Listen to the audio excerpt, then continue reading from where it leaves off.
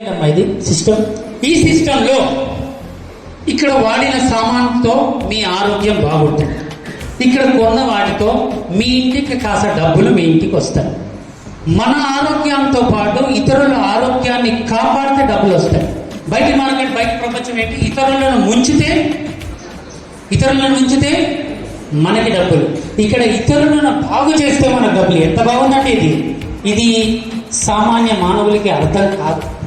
ఇక్కడ నుంచి ఆలోచించరు, ఇక్కడ వింటారు, పోయి పక్క రిక్షా అని అడుగుతారు. అరే ఇట్లా ఇన్ని వచ్చినారా, నేను ఆర్సీఎం మీటింగ్, నేను రఫ్గా చెప్తున్నానమ్మా, ఏమనుకోవద్దు. సో నేను ఆర్సీఎం మీటింగ్ ఇన్ని వచ్చినారా, నన్ను చేరుమంటావా లేదా?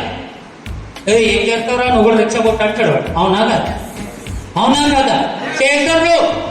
సో జీవితాలు అనేది భగవంతుడు అందరికీ సమాన అవకాశాన్ని ఇస్తాడు.